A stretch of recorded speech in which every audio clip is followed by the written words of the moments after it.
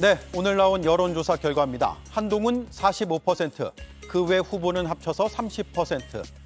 경선에 반영되는 국민의힘과 무당층이 누굴 선호하는지를 물은 결과입니다. 2주 전에는 38대 34였는데 그 격차가 더 벌어졌습니다. 한동훈 캠프는 이렇게 분석합니다. 까마득한 후배를 계속 집중 타격을 하니까 오히려 1위 대세 후보에게 동정표까지 붙어서 격차가 더 커지고 있는 것으로 저희들은 파악하고 있습니다. 원희룡 후보 쪽에서 익십, 사천, 여론팀 의혹을 쏟아낸 것이 오히려 원 후보에게 악재가 됐다는 분석입니다. 당에선 네거티브 자제를 당부했습니다. 더 이상 후보자 간 갈 때까지 가보자는 식의 막말과 진흙탕 싸움 선거라는 혹평을 듣지 않도록. 전당대회 출마 때 원희룡 후보는 원팀을 강조하며 이렇게 밝힌 바 있죠. 원희룡입니다. 이러다가 다 죽습니다. 다 죽습니다. 원팀이 되어야 합니다. 108석으로는 다 똘똘 뭉쳐도 버겁습니다. 마지막 기회일지 모릅니다. 네, 당 일각에선 선거 이후가 더 걱정이라는 반응과 함께 이러다 다 죽는다고 했던 이 발언이 원희룡 후보에게 부메랑으로 돌아가고 있다는 말까지 나오고 있습니다. 네, 함께할 네 분 소개해드리겠습니다. 이동학 전 민주당 최고위원, 이승환 국민의힘 중랑을 당협위원장, 배수진 조국혁신당 대변인, 김성열 개혁신당 수석 대변인 나와주셨습니다. 안녕하세요. 안녕하세요. 네, 원희룡 후보와 한동훈 후보 사이에 좌파 논쟁까지 벌어졌는데 그 모습을 먼저 보고 이야기를 나누겠습니다.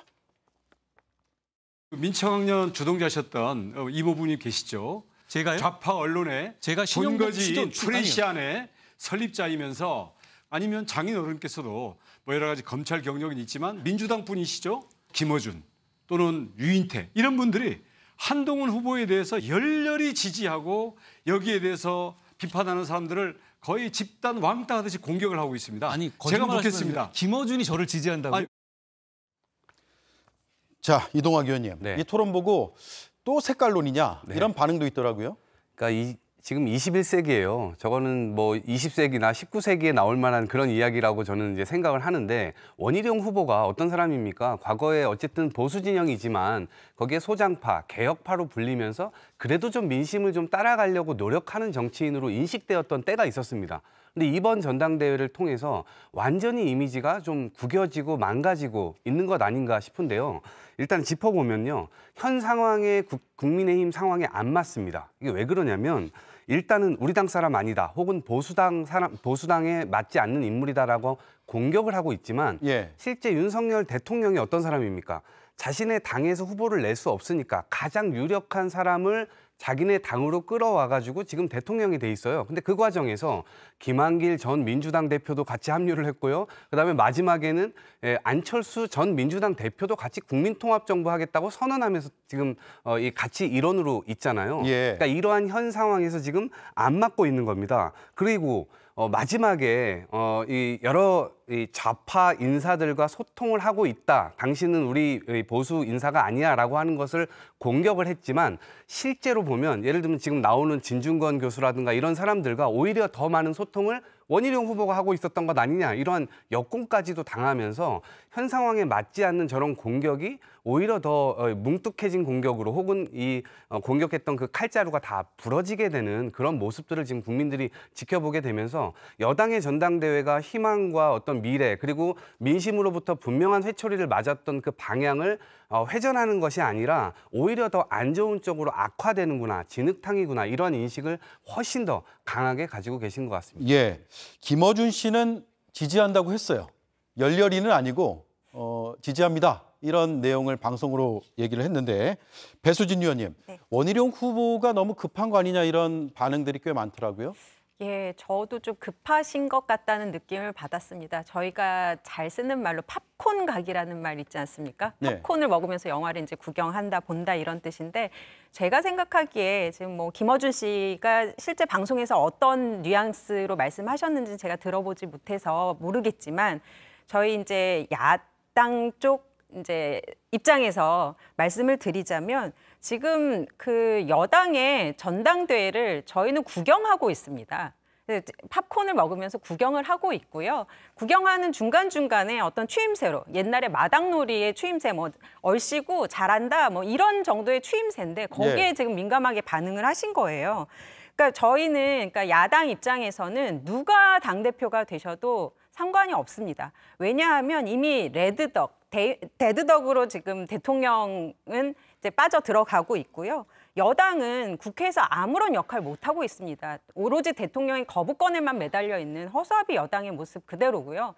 네 분 중에 어떤 분이 되신다고 하더라도 이 모습을 뭐 회복시킬 수 있는 가망성은 없습니다. 예. 그러니까 오히려 당대표 누가 될지가 급하신 분들은 본인들이신 거죠. 특검이나 수사의 대상이 될 수도 있는 분. 그리고 당대표가 되지 않으면 뭐 이미 원내 진입에도 실패를 하신 이 분들이 본인들이 너무 급하신 거다. 네. 그래서 뭐 도지사나 장관을 역임하신 거물급 정치인이 저런 발언을 서슴없이 하고 계신 거 아닌가 그런 생각이 네. 들었습니다.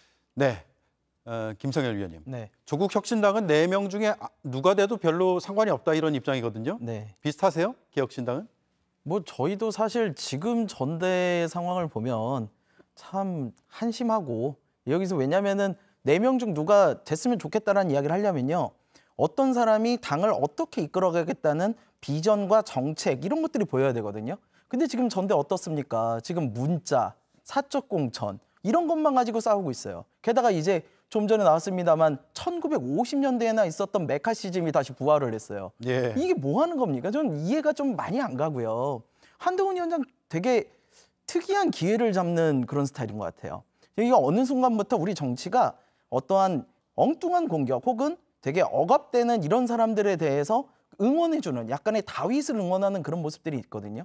우리 윤석열 대통령이 그전에 검찰총장 시절에 추미애 법무부 장관으로부터 사실 좀 말에 맞지 않는 공격을 받았다고 저는 생각을 해요. 근데 그 과정에서 국민들이 오히려 윤 대통령을 당시 윤 총장을 응원하고 하면서 인기를 얻었거든요. 네. 한동훈 장관 역시 국회 청문회에 나와서 사실은 우리 김의겸 전 의원님이 말했던 청담동 술자리라든가 아니면 김남국 의원님 뭐 이런 분들의 공격을 받으면서 그 공격들이 사실 제대로 된 공격은 아니었단 말이죠. 거기서 박해받는 이미지를 받으면서 이렇게 컸어요. 근데 전당대회에 나서도 사실 이렇게 색깔론에 뒤집어 쓰면서 오히려 더 커지고 있는 게 아닌가. 참 신기한 현상이다. 좀 네. 보고 있습니다. 자, 한동훈 후보를 둘러싼 각종 의혹들 토론회에서 역시나 다시 도마 위에 올랐는데 짧게 보겠습니다. 민청학년 주동자셨던 이모부님 계시죠? 제가요? 좌파 언론에 제가 신용동 본거지인 시도- 프레시안의 설립자이면서 아니면 장인 어른께서도 뭐 여러 가지 검찰 경력은 있지만 민주당 분이시죠? 김어준. 자, 좀 더 준비된 내용이 있는데 다시 한번 들어보고 일단 이승환 의원께 한번 여쭤볼게요. 이게 사실 제가 질문을 드리고 싶은데 네. 조심스럽습니다. 예. 왜냐하면 당내 이제 선관위원이시잖아요. 그래서 중립을 지키셔야 되니까 중립적인 발언을 하셔야 될 것 같아서 그런데 이제 당내 경선이어서 오가는 말들의 수위는 높아지는 것 같고 선관위에서 어떤 입장입니까 지금 정확히? 사실 한 달 전만 해도 우리의 가장 큰 고민은 전대가 흥행이 안 될까 봐 고민이었습니다. 예. 그런데 이 주자들이 나오면서 그래도 흥행은 되겠구나, 국민적 관심은 받겠구나 했는데요. 요즘 이렇게 머릿속이 복잡하고 이러신 분들 캠핑 가셔서 많이 하시는 게 모닥불이나 숯불 켜놓고 불명하시지 않습니까? 불명할 때 맨 처음에 번개탄을 넣고 합니다. 그래야 불이 확 붙으니까요. 예. 그런데 번개탄만으로 모닥불 피우면요, 이게 유독가스 나옵니다. 지금 저희 전대가 좀 그런 유독가스가 나오는, 불이야 활활 붙지만은 예. 유독가스 나오는 그런 전대가 아닌가, 좀 그런 생각을 해서 선관위도 그렇고 당 윤리위도 그렇고 당의 지도부인 비대위도 좀 심각한 우려를 좀 표하고 있다. 그래서 선관위도 어제도 이제 좀 후보들 토론 전에 좀 행동을 제재하는 그런 부분들을 냈었고, 그 요청하는 걸 냈었고, 그리고 어제 토론 이후에도, 그리고 오늘 아침에도 바로 좀 제재를 가하는 그런 공문을 보냈습니다. 근데 이번 보면은 참 많은 분들이 얘기하시는 게 딱 두 가지가 있더라고요. 첫 번째, 원희룡 후보가 원희룡답지 않다. 예. 그리고 한동훈 후보는 왜 당내 이 경쟁까지도 야당과 싸우듯이 하는가. 그러니까 두 분 다에 어느 정도의 책임은 있는 것 같습니다. 이제 두 번의 토론회와 또 이제 세 번의 연설회를 통해서 하실 말씀 많이 하셨거든요. 네. 이제 공방보다는 좀 당 전체를 바라보는 그런 미래지향적인 얘기를 해주시기를 좀 바라보고 싶습니다. 네, 양쪽 다 일정 부분 책임이 있다 이 말씀인데 네.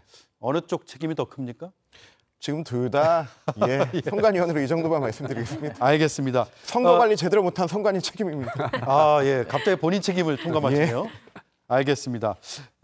한동훈 후보를 둘러싼 의혹, 제기, 공세, 그리고 거기에 대한 답변 다시 한번 들어보겠습니다.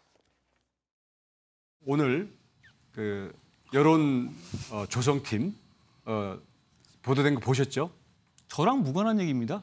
제가 무슨 거기에 관련된 부분이 거기에 있나요? 보면 장관께 보고하고 있고 장관이 매우 격려하고 계시다 그런 표현이 나오죠. 여기서 이 장관이 누굴까요? 글쎄요. 제가 그분하고 얘기해 본 적이 없고 그분하고 그런 얘기를 해본 적이 없고 제가 그런 요청을 한 적이 없습니다. 아, 기억이 없습니까? 아닙니다. 그 기억이 없는 게 아니라 그런 요청을 할 이유가 맨날 없습니다. 수사만 하다 보니까 취조당해 보니까 좀 당황스러우시죠? 자, 진짜 급해서 그러시는 건 알겠는데요. 예. 또 흥분하지 마시고 차분히 하세요.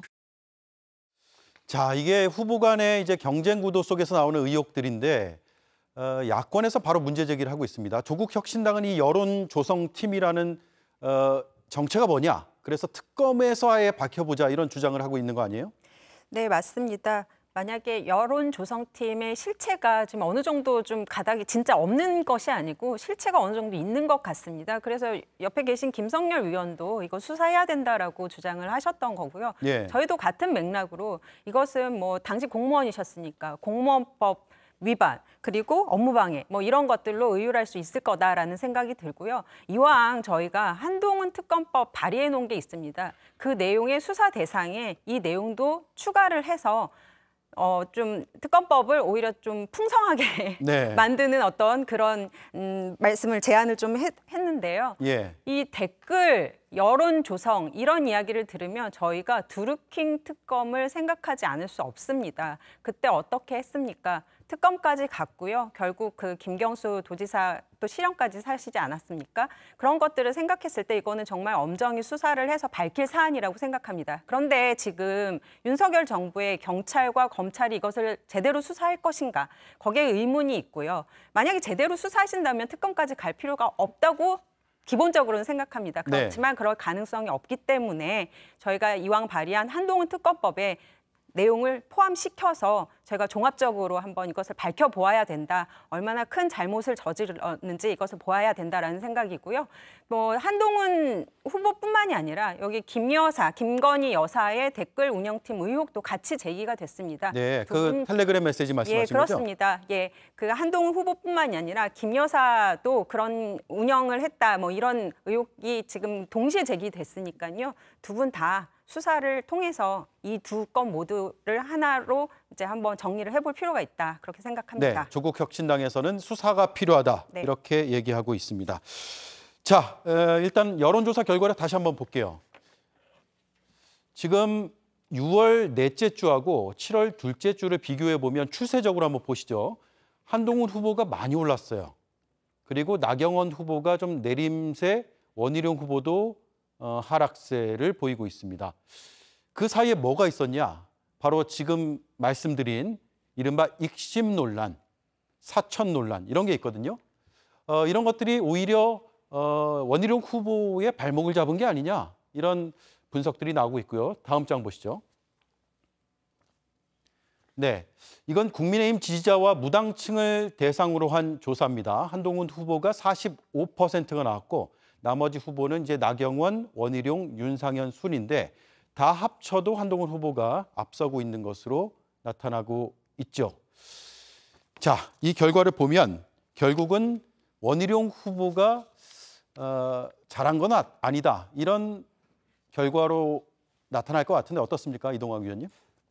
이제 처음으로 다시 돌아가 보면 이번 전당대회가 시작할 때 어대한 분위기가 있었잖아요. 그러니까 그 상황에서 제가 비유로 좀 말씀드려 볼게요. 그러니까 왕이 전쟁이 났는데 누가 나서 보겠냐라고 호통을 치니까 원희룡 후보가 제가 나서 보겠습니다라고 해서 나선 거예요. 네. 그러면 이제 왕이 앞으로 치아도 확실하게 하고 보급품도 확실하게 보내주겠다라고 얘기를 했어요. 근데 원희룡 후보가 뭔가 불을 붙여보려고 부싯돌을 계속 붙이고 있는데 이 왕이 보낸 보급품이 딱 도착하고 나서 보니까 이게 불을 붙이려면 마른 장작이 와야 되는데 이게 네. 젖은 장작이었던 겁니다. 그러니까 이번 선거에서는 이런 것들이 아무런 힘을 이제 못 쓰게 되는 거죠. 그러다 보니까 오히려 믿는 구석이 대통령실이었던 원희룡 후보 측에서는 굉장히 많은 실망감, 스스로의 어떤 자괴감 이런 것들이 전 있을 것이라고 봐요. 그래서 백약이 지금 무효인 상태로 되고 있고요. 그런 과정에서 어찌됐건 지켜보는 국민들 입장에서는 도대체 여당의 전당대회가 왜 이렇게까지 가지? 경제도 이렇게 어렵고 여러 가지 성에서 지금 우리가 넘어야 될 산들이 많은데 그런 지점에서는 토론이 제대로 되지도 않고 조명도 안 됩니다. 그러니까 오히려 오물을 쌓았다라고 하면서 후보자들끼리 그러한 경쟁을 지금 하고 있지 않습니까? 예. 그러니까 당연히 눈살을 찌푸릴 수밖에 없고 이것은 저는 어떤 반전의 카드가 지금 전혀 보이질 않는다. 그리고 오히려 스스로의 이미지가 깎아먹고 그리고 스스로가 지지율이 계속 하락하고 있는 이 모습 자체가 어쩌면 윤석열 대통령의 운명도 그렇게 반영되고 있는 것이 아닌가? 이렇게 좀 해석을 합니다. 네. 오늘 대구 경북에서 합동 토론회 연설회죠. 연설회가 있었는데 대구 경북 한번 보겠습니다. 자, 한동훈 후보가 많이 올랐어요. 마찬가지로 원희룡 후보가 많이 떨어졌습니다. 지금 원희룡 후보가 9%까지 나왔는데요. 한 자릿수입니다. 윤심을 강조해온 원 후보가 이만큼 떨어졌다. 이 얘기는 원희룡 후보의 문제점도 있겠지만 결국 윤 대통령에 대한 반감도 작용한 게 아니냐. 이렇게도 분석할 수 있는 거 아닙니까? 어떻습니까? 예, 저도 그렇게 봅니다. TK가 어떤 곳이냐면요. TK 정말 찐 보수라고 스스로 자부하시는 곳이에요. 보수의 특징이 있습니다. 보수에서는 다른 외국의 사례도 그런데 다른 당에 비해서 인물에 좀 집중하지 않아요. 그 당을 유지하고 지켜나가는 것을 훨씬 더 중요시합니다. 네. 그러다 보니까 윤석열 총장이 이 당이 없었음에도 불구하고 와서 대통령 후보까지 할 수 있었던 거예요. 지금 TK에 있는 분들은 당을 걱정을 하는 겁니다. 예. 다음 당대표가 누가 되어야 우리 당이 존속을 하고 다음번 정권을 가져올 수 있을까? 이 걱정을 하는 건데 지금 솔직히 윤석열 대통령 자기들이 생각했던 것보다 기대감을 못 미치거든요. 기대감에 못 미치는데 그렇다고 자기 발등을 찍을 수는 없어요. 얘기를 할 수는 없다는 거죠. 근데 그런 거를 그렇다면 어떻게 하느냐? 윤 대통령이 아무리 누구를 찍어달라 해도 나는 윤 대통령이 좀 실망스러우니 다음에 한번 걸어보겠다. 그 다음이 누구냐? 지금 저는 TK에서는 그걸 한동훈으로 보고 있는 것이 아닌가. 예. 근데 저는 여기서 또 주목을 할 것이 사실은 배신자 프레임이 안 먹혔다는 게 저는 되게 주목을 해야 된다고 봐요. 그전에는 우리가 박근혜 대통령 때는 유승민 전 원내대표에 대해서 배신자 프레임을 한 번에 찍어서 날렸거든요. 저희 이준석 대표도 사실은 마찬가지입니다. 이준석 대표도 윤 대통령과 좀 트러블이 있다 그래가지고 무슨 내부 총리라는 당대표로 규정해가지고 날려버렸죠. 그때까지는 괜찮았다는 거예요. 네. 요번에도 사실 한동훈 후보야말로 가장 저희 윤석열의 아바타라고 불릴 정도로 측근이었는데도 불구하고 김건희 문자 씹었다. 이건 완전 배신자 프레임이거든요. 네. 그런데도 불구하고 지금 이 배신자 프레임이 전혀 작동을 안 했어요. 이건 뭐냐? 대통령 지지율이 20%대이기 때문이에요. 지금에 와서는 대통령이 무엇을 해도 백약이 무효인 상황이다. 이렇게 보고 있습니다. 네. 자, 말씀드린 그 대구 경북에서 합동 연설회 장면을 잠깐만 보겠습니다.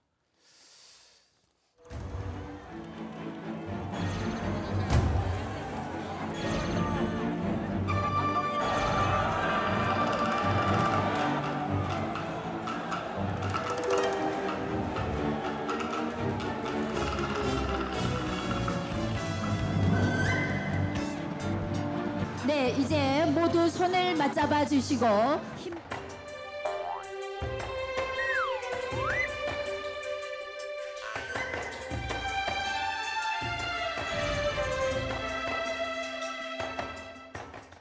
네, 편치 않아 보이네요.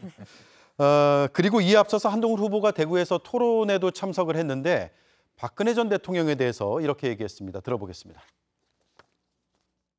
박 대통령님께 저는 대단히 죄송하게 생각해요. 굉장히 고초를 겪으셨고요. 그게 역사적으로 어떤 맥락이 있었는지에 대해서는 해석이 다를 수 있습니다만 제가 대단히 미안한 마음을 갖고 있습니다. 승원 의원님, 검사 입장에서는 임무상 어쩔 수 없이 했지만 지금은 미안하다. 이거 어떻게 들어야 됩니까? 네. 그 전에 앞서 얘기 나온 배신자 프레임이 먹히지 않는다라고 하는데 지금은 솔직히 배신자 프레임만 있습니다. 왜 그러냐면 그러면서 과거에 이제 박근혜 대통령과 유승민 전 의원 얘기를 하셨는데요. 그때는 유승민 의원을 향해 박근혜 대통령이 배신의 정치를 심판해달라고 내가 배신당한 사람이다라고 하는 프레임이 아니고 배신당한 존재가 분명히 존재를 했었고 그리고 또 하나 그 증세 없는 복지는 허구다라고 하면서 정책적 대척점이 분명히 있었습니다. 근데 지금은 그 두 가지가 없습니다. 오직 프레임만 있습니다. 대통령실은 여기에 대해서 한결같은 입장을 내고 있습니다. 공정한 경쟁을 통해서 선출된 당 지도부와 함께 국정을 함께 이끌어 가겠다고 하고 있습니다. 그렇기 때문에 배신자 프레임은 당 일각과 그리고 좀 야권에서 이렇게 쏘아붙이는 프레임이다라고 하는 얘기를 드리고 싶고요. 한동훈 후보가 박근혜 전 대통령에게 이렇게 얘기를 한 부분은 굉장히 좀 그래도 평가의 부분이 있다고 봅니다. 왜 그러냐면 법적 관계에서는 아마 미안하다고 하지 않았을 겁니다. 하지만 인간적 관계와 그리고 정치적 관계에서는 본인도 저 심정을 이해할 수 있다라고 하는 표심잡기의 그 메시지도 있었겠지만은 본인도 그 심정을 느꼈을 겁니다. 박근혜 대통령 탄핵 당시 그때 특검이 진행됐을 때 당시를 살펴보면은 정말 온 국가가 음모론에 사로잡혀 있었습니다. 세월호가 인신공약이다. 청와대에 비아그라 들어갔다. 굿을 버렸다. 대통령이 7시간 동안 드라마만 봤다. 정유라가 박근혜 대통령의 딸이다. 라고 하는 온갖 음모론에 지배당해 있었고 그런 부분 속에서 다만 서류로만 수사로만 지켜봐왔던 검사의 입장과 지금 정치를 하는 입장에서는 저는 당연히 다른 판단을 할 수 있다고 생각하거든요. 우리 패널들도 여기에서는 치열하게 논의하지만 나가서는 아까 그건 좀 미안했어 하면서 잘 지내는 것처럼. 아, 그러세요? 서로 미안하다고 하세요? 오늘은 아직 그렇게 치열한 것 같지 않습니다. 그래서 좀 그렇게 정치적 입장을 좀 이해하는 과정이 아닐까 하는 생각이 듭니다. 자, 그런데 이런 생각도 들더라고요. 이번 당권 경쟁뿐만 아니라 그 뒤에 이제 대선 경쟁 구도까지 감안한 발언이 아닐까라는 생각을 했는데 어떻습니까? 일단 지금 한동훈 후보의 저 발언을 직접 영상으로 보니까 일단 미안하다는 말씀이 진심이 담겨 있을까라는 의문은 조금 듭니다. 일단 그런 의문을 가지고 또 말씀을 드리겠습니다. 차기 대선 행보를 본인이 생각을 하고 계시는지 안 계시는지는 잘 모르겠지만 꿈은 누구나 꿀 수 있다고 생각은 하고요. 근데 제가 이렇게 보기에 그 한동훈 후보는 처음에는 윤석열 선배님으로 만나셨겠죠. 그리고 검찰총장 이렇게 대통령까지 늘 같이 했던 윤석열 사단인데 롤모델처럼 생각을 했었지만 지금은 나는 윤석열과 같은 정도의 반열이다라고 생각하는 것 같습니다. 왜냐하면 이런 그 특검을 분명히 윤 대통령 그리고 한동훈 위원장 같이 하셨어요. 그렇지만 윤 대통령은 문정부에서 검찰총장으로 임명되시면서 그리고 박근혜 대통령 다음에 이제 문재인 대통령 그리고 문재인 정부와 대립각을 세워서 이제 그런 행보를 보이셨단 말이 있거든요. 그렇지만 한동훈 후보는 그런 적이 없습니다. 윤석열 검찰총장 밑에 윤석열 사단으로서 꽃길만 걸으신 분이에요. 그러니까 다시 말씀드리면 실질적으로 문재인 정부와 대립각을 세워본 적이 없는 사람입니다. 근데 그런 사람이 박근혜 대통령에게 미안한 마음을 가지고 있다라고 말하는 게 과연 진심일까라는 일단 그런 생각이 조금 들고요. 또 하나 그리고 제가 이제 국민의힘 당원들이 조금 거슬려서 좀 들으실 수 있겠다라고 생각했던 부분이 뭐냐면 하신 말씀 중에 그때 저 혼자 최일선에서 민주당과 싸웠다라고 발언을 하신 게 있어요. 얼마나 국민의힘 당원들과 그 당 지도부나 내부 계신 분들이 서운하시겠습니까? 열심히 같이 싸웠는데 혼자 그렇게 했다. 나 혼자 그렇게 잘했다. 근데 그런 기본적인 태도가 대통령 앞에서도 나왔던 것일 거고 김건희 여사 앞에도 그런 게 나왔을 겁니다. 그렇기 때문에 지금 용산과 좀 거리가 멀어지신 것일 것 같고요. 그래서 이런 것들을 종합해서 봤을 때 물론 대구 경북이나 보수 진영에서 알아서 이제 잘 평가를 하시겠지만 옆에서 지켜보는 입장에서는 이게 조금 이상한 모양새다 그런 말씀 드리고 싶습니다. 자, 이승환 의원님 서운하세요? 국민의힘 소속 정치인으로서? 서운하게 느껴질 수도 있지만은 다 감내하고 가야 되는 거 아니겠습니까? 짧네요. 알겠습니다. 자, 마지막으로 김성열 위원께 요거 전망을 한번 여쭤볼게요. 나경원 후보가 지금 원희룡 그리고 한동훈 후보 둘 다 이제 과격하다고 비판을 하고 있는데 결국 결선 투표로 가면 자신으로 단일화해야 되는 거 아니냐 이런 주장을 하거든요. 그럴 가능성이 있을까요? 원래 결선 투표라는 제도 자체가요. 1위와 나머지 안티 1위가 서로 뭉쳐야 되는 구조를 만들어냅니다. 네. 그러다 보니까 당연히 한동훈 대 반한동훈 구도는 성립이 될 수밖에 없고요. 다만 여기서 재밌는 점은 선거를 시작하기 전만 해도 전당대회를 시작하기 전만 해도 원희룡 후보가 조금 더 앞서는 모양새였거든요. 그래서 원이 나를 끌어안고 갈 것이다. 이런 전망이 좀 많았는데 막상 뚜껑을 열어놓고 지금 하다 보니 원희룡 장관의 공격이나 이런 게 너무 촌스러워요. 이모부를 꺼내가지고 민천학년했다? 이런 게 지금 이 시대에 먹히겠습니까? 그러다 보니까 원희룡 장관의 지지율은 떨어지고 지금 와서는 나경원 후보가 오히려 원희룡 후보를 포섭해서 갈 수 있는 그런 네. 모양새가 좀 되고 있다. 그래서 반대 한 대 반환의 구도는 만들어질 거고 그걸 나경원 후보가 원희룡 후보를 좀 포섭해서 갈 것인데 그렇게 하더라도 한동훈 후보를 막기는 좀 어려울 것 같습니다. 그냥 어대한의 구도는 좀 더 굳어져 있다고 보고요. 굳어졌다. 예. 네. 그렇습니다. 마지막으로 제가 마지막으로 했는데 다시 한번 마지막으로 당 선관위에 계시니까 다음 주가 더 치열해질 것 같거든요. 굉장히 더 과격한 이야기들이 나올 수도 있을 것 같은데 추가 제재 가능성도 있어요? 지금 오늘 오전에 이제 어제 토론회 이후로 오늘 오전에 당 선관위가 조치한 거는 주의 및 시정 명령 이런 부분 좀 조심하시고 이렇게 하지 마십시오 이 정도로 했는데요. 이 부분에 대해서 한동훈 캠프 측에서는 이의를 신청했고 예.